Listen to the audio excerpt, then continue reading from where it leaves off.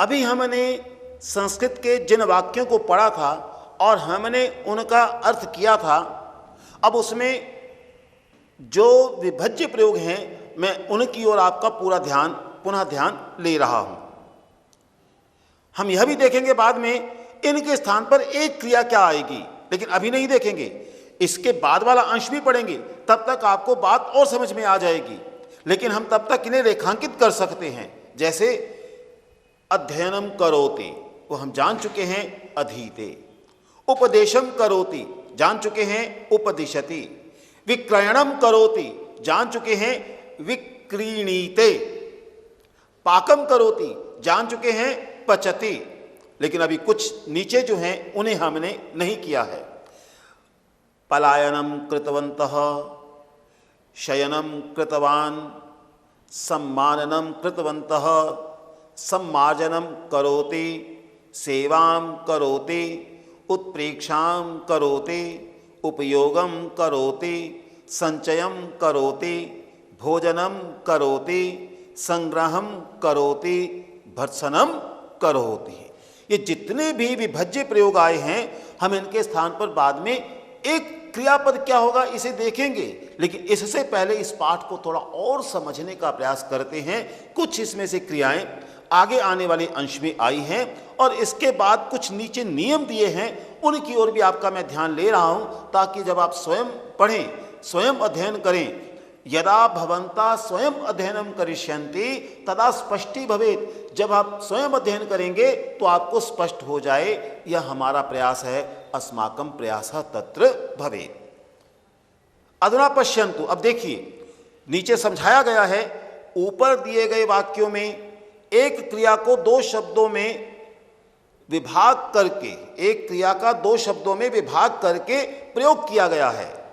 जैसे हमने देखा था, अधीते अध्ययनम करोति, उपदिशति उपदेशम करोति, विक्रीणीते विक्रयणम करोति, पचति पाकम करोति। इस प्रकार का संदेश यहां दे रहे हैं। इस विभाजन में करोति यह सभी वाक्यों में समान है। जिन क्रियाओं के रूप याद करना कठिन होता है, जैसे अधीते, विक्रीणीते इत्यादि, इसका अर्थ यह नहीं है कि याद ही नहीं होंगे, अभ्यास करना होगा। अभ्यास से क्या क्या नहीं आ जाता, करत करत अभ्यास के जड़मति होत सुजान, सब आ जाता है और अभ्यास करने से ही हमारी आदत भी बन जाती है। लेकिन यहाँ अगर कोई नया अध्येता है तो कहीं कहीं प्रारंभ में कठिनाई का अनुभव कर सकता है, क्योंकि सामान्य रूपों से ये थोड़े से अलग हो जाते हैं। कई बार हम तो इसके प्रयोग में सिद्ध हो जाएं, लेकिन सामने वाले नहीं समझ पाते हैं जिनसे हम चर्चा कर रहे हैं। अतः सरल संस्कृत की दृष्टि से हम विभजनम करके विभज्य प्रयोग के रूप में हम उसे ले लेते हैं। अतः जिन क्रियाओं के रूप याद करना कठिन होता है, मैं बता चुका हूं याद करना कठिन है नहीं, केवल अभ्यास की आवश्यकता है। जैसे अधीते, विक्रीणीते इत्यादि, करोति इस क्रिया के साथ हम कर सकते हैं। जब हम जानते हैं, इसका क्या अभिप्राय है?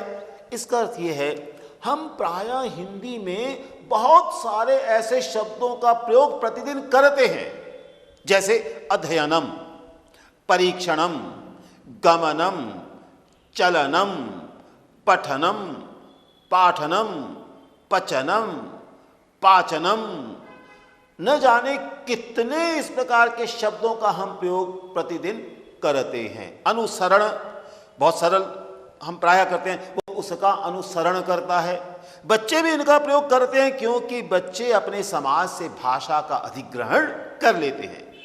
हम अपने विद्यालयों में भी पुस्तकों से इन शब्दों को ले लेते हैं।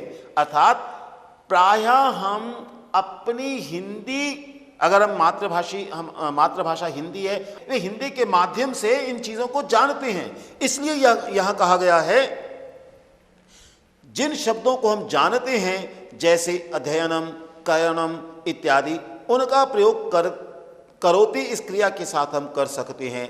अधीते अध्ययनम करोति, उपदिशति उपदेशम करोति, विक्रीणीते विक्रयणम करोति। अर्थ दृष्टिया यानी अर्थ की दृष्टि से इन दोनों प्रयोगों में कोई भिन्नता नहीं है। यानी हम सह बालकम प्रशंसन्ति कहें या सह बालकस्य प्रशंसाम करोति कहें, अर्थ में कोई भेद नहीं है, अर्थ समान है। यह यहां भाव था अर्थ दृष्टया। इन प्रयोगों में कोई भिन्नता नहीं है, केवल वाक्यों की रचना में थोड़ी भिन्नता है। फिर उदाहरण दिया है, दो भाग हैं अ आ। देखिए, बालकः पुस्तकम अधीते, बालकः पुस्तकस्य अध्ययनम करोति। मुनिः सत्यम उपदिशति, मुनिः सत्यस्य उपदेशम करोति। विक्रयिकः फलं विक्रीणीते, विक्रयिकः फलस्य विक्रयणम करोति। अब आप इन तीनों वाक्यों को दोनों भागों में जरा फिर ध्यान से देखिए। बालकः, अ में आ में भी बालकः। यहां पुस्तकम था, पुस्तकम द्वितीय विभक्ति में था, जैसे मैंने यहां बताया था। वहां जब विभज्य हुआ तो पुस्तक से बन गया, लेकिन वहां जो अध्ययन था उसमें द्वितीय लग गई। अध्ययनम करोति, उपदेशम करोति, विक्रयणम करोति, सेचनम करोति, परीक्षणम करोति, परीक्षाम करोति। द्वितीय विभक्ति उन पदों में लग गई है।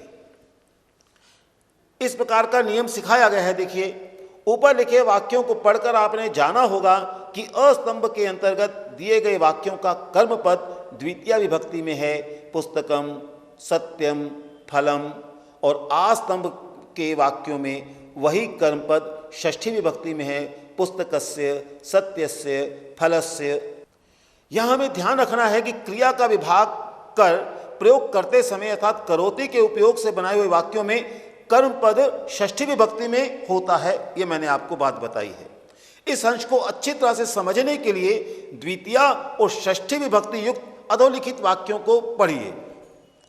इसी बात को और समझाने का प्रयास किया है। देखिए नीचे,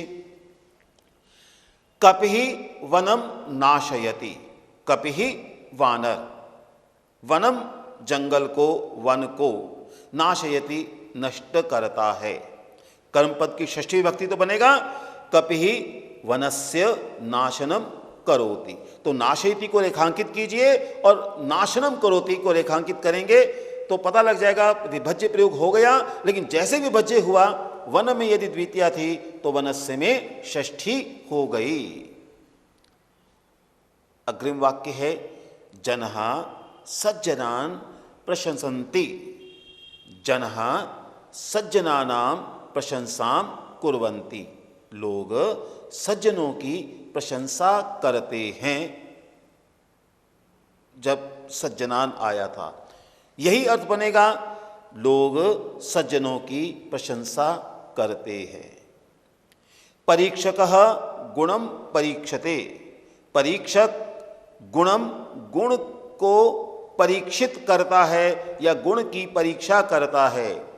विभज्य प्रयोग बन जाएगा, परीक्षकः गुणस्य परीक्षां करोति। अगला वाक्य है, कार्यशीलः साधनम उपयुङ्क्ते, कार्यशील व्यक्ति जो कार्य करता रहता है, साधनम उपयुङ्क्ते, साधन का उपयुङ्क्ते उपयोग करता है। विभज्य प्रयोग हो गया, कार्यशीलः साधनस्य उपयोगम करोति, कार्यशील साधन का, कार्यशील अर्थात कर्म में लगा रहने वाला, जो सदैव कार्य करना चाहता है, उसमें तत्पर रहता है, साधन का उपयोग करता है। अध्यापकः व्याकरणम अध्यापयति, अध्यापक व्याकरण को पढ़ाता है अथवा व्याकरण पढ़ाता है। हम यह भी कह सकते हैं, अध्यापकः व्याकरणस्य अध्यापनम करोति, अध्यापक व्याकरण का अध्यापन करता है। सह द्वारम पिदधाति, वो दरवाजा बंद करता है। सह द्वारस्य पिधानम करोति, वह द्वार का पिधान यानी बंद करता है, द्वार को बंद करता है। हिंदी में बंद करने से पहले प्रायः को का ही भाव प्रयोग में आ जाता है, यानी वाक्य बनाते हुए, लेकिन संस्कृत में वही रहेगा, द्वारस्य पिधानम करोति। हिंदी में यह कह सकते हैं कि वह द्वार को बंद करता है, तो को लग दिखाई देता है, लेकिन संस्कृत में विभज्य प्रयोग में पिधानम करोति है, तो जिसका पिधान यानी बंद किया जा रहा है, जो उसमें षष्ठी भक्ति आ गई, तो पिद हराति का होता है बंद करना।